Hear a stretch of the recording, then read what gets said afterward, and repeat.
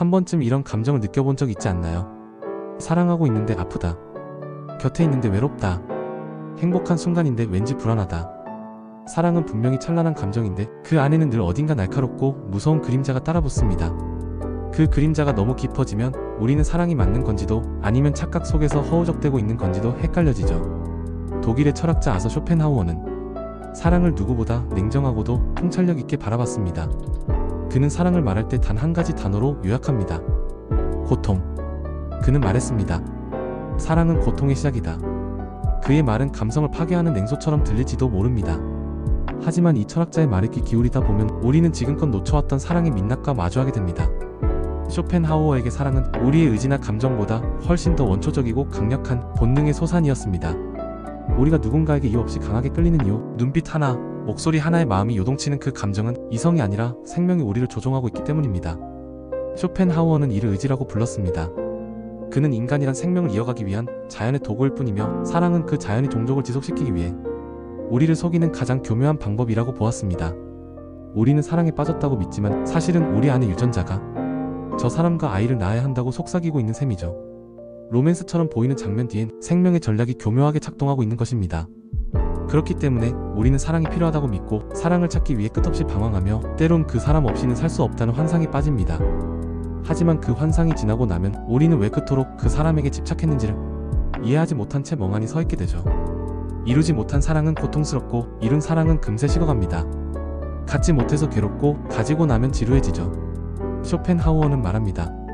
사랑은 그렇게 우리를 속이고 흔들고 무너뜨린다고. 그는 사랑을 가장 위험한 환상 중 하나로 여겼습니다. 왜냐하면 이 감정은 우리를 가장 비이성적으로 만들고 가장 자기중심적이게 만들며 가장 쉽게 상처받게 만들기 때문입니다. 사랑은 자아를 무너뜨립니다. 우리는 누군가를 사랑하는 순간 자신의 감정과 자존심, 심지어 인생의 방향까지 그 사람의 존재에 맞춰 움직이게 됩니다. 그런데 그 사람도 그 감정도 영원하지 않다는 사실, 그것이 사랑을 고통으로 만드는 결정적인 이유입니다. 사랑은 우리를 행복하게 만들기도 하지만 동시에 우리가 가진 모든 감정 중 가장 취약하게 만드는 감정이기도 하죠. 그 사람의 말 한마디, 표정 하나, 연락이 늦어진 몇 시간, 그 사소한 것들에 마음이 요동치고 머릿속은 끝없는 시나리오를 만들어냅니다. 우리는 그 사람의 감정에 맞춰 하루의 온도와 리듬을 조절하고 사랑을 유지하기 위해 자신을 바꾸고 견디고 포기하고 버티게 됩니다. 하지만 그 끝에 남는 건 종종 지친 자신, 그리고 이해받지 못한 감정의 잔해들이죠. 사랑이란 감정이 가장 아프게 느껴질 때는 상대가 나를 사랑하지 않기 때문이 아니라 내가 나 자신을 잃어가고 있다고 느낄 때입니다. 쇼펜하우어는 인간의 욕망이 충족될 수 없음을 끊임없이 강조했습니다. 그는 우리가 사랑에서 진정으로 원하는 것은 사랑 그 자체가 아니라 사랑받는 나의 존재감이라고 말했죠. 즉 우리가 진짜 원하는 건 타인의 마음이 아니라 그 마음을 받는 나의 가치입니다. 사랑받고 있다는 느낌을 통해 내 존재의 정당성을 확인받고 싶어 하는 거죠. 그래서 사랑은 항상 불안합니다. 사랑받고 있는지 확인하려 하고 더 깊은 사랑을 원하고 끝없는 확인과 보장을 요구합니다. 이 과정은 때로 너무 피곤해서 사랑 그 자체보다 그 사랑을 유지하려는 노력에 더 지쳐버리게 만듭니다. 하지만 인간은 이 고통을 피하지 못합니다. 설령 한번 크게 다치고 난 뒤에도 우리는 또다시 사랑을 갈망하게 됩니다.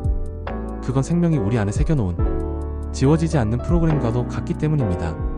그렇다면 우리는 이 숙명 같은 사랑의 고통에서 결코 벗어날 수 없는 걸까요? 쇼펜하우어는 아주 냉정하게 말합니다. 사랑은 통제할 수 없는 본능이다. 그러나 그 본능의 정체를 아는 순간 우리는 그 고통을 다르게 견딜 수 있다. 사랑을 믿지 말라는 게 아닙니다. 사랑을 무조건 이상화하거나 전부라고 착각하지 말라는 뜻입니다. 사랑을 할 수는 있습니다. 다만 그 안에서 무너지지 않기 위해선 사랑이 만들어내는 환상과 욕망의 정체를 제대로 이해할 필요가 있다는 것이죠. 사랑이 고통스러운 이유는 그 안에서 우리가 무엇을 원하고 있는지도 모르고 있기 때문입니다. 상대에게 원하는 것이 사랑인지 위로인지 인정인지 소속감인지 스스로조차도 알지 못한 채 감정의 물살에 휘말려 버리는 거죠. 그러나 사랑에 대해 알고 그 안에서 일어나는 고통의 메커니즘을 이해하게 된다면 우리는 사랑에 휘둘리지 않고 사랑 안에서 자기 자신을 더 잘 지킬 수 있게 됩니다. 사랑은 고통입니다.